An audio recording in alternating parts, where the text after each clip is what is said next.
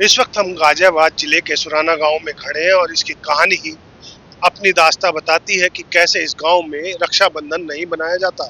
आज हम इस गांव में पहुंचे हैं। इस गांव की जो कहानी है वो सदियों पुरानी है, क्योंकि यहाँ पर रक्षाबंधन का त्योहार नहीं मनाया जाता है। हालांकि पूरे देश में यह त्योहार हर्षोल्लास के साथ मनाया जाता है। इस वक्त हम सुराना गांव में हैं। यहाँ के बड़े बुजुर्ग लोग बैठे हैं। क्यों नहीं मनाते हुए इस खुशियों के त्योहार को, क्यों इस गांव में अगर त्योहार मनाया जाता है तो मातम हो जाता है।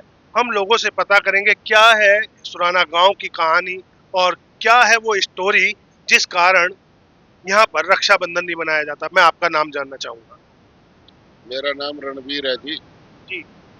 यहाँ रक्षाबंधन को अशुभ मानते हैं। यहाँ रक्षाबंधन यूं नहीं मनाया जाता, क्योंकि जो हमारा गांव था सोनगढ़, उस पर बहुत बड़े बड़े अत्याचार करे और एक टाइम में बिल्कुल खत्म कर दिया, उजाड़ दिया गया, हाथियों की दाएं चला दी गई।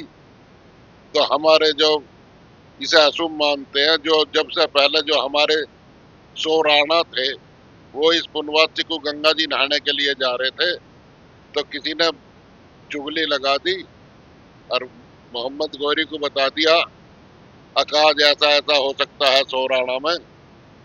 तो जब इसे उन्होंने आकर यहाँ जो है अत्याचार किया, हाथियों की दाएं चलाई, कोल्लू के माध्यम से सब आदमी उसमें कुछ पेड़ दिए गए।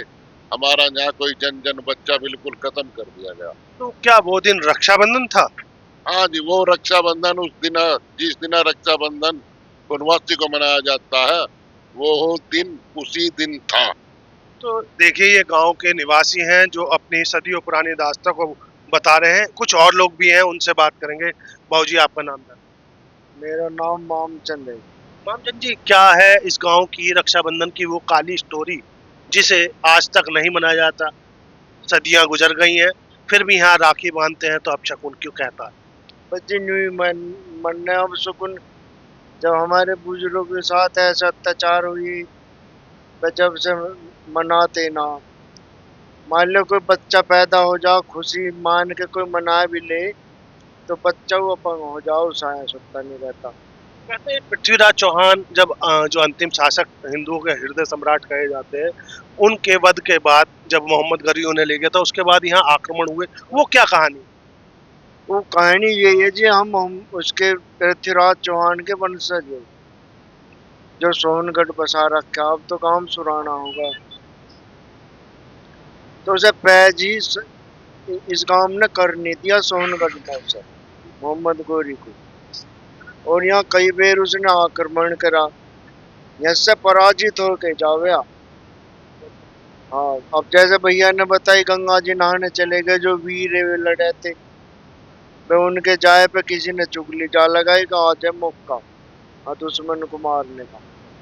तो उन्होंने हाथी के दाएं चलाया के वह तहस नहस कर दिया। जब से बस हाँ जी, रक्षाबंधन नहीं मनता। कहते हैं कि यहाँ पे जब मोहम्मद गौरी ने हमला किया था, यहाँ के एक बच्चे, एक एक पुरुष को खत्म कर दिया था। औरतें ही औरतें रहेंगे, फिर गांव की जनसंख्या कैसे बढ़ी? क्या है पुरुष? एक औरत अपने पिहर जा रही थी, जैसे चली जा, उसके पेट में बच्चा पूरे दिन हो रही उसके।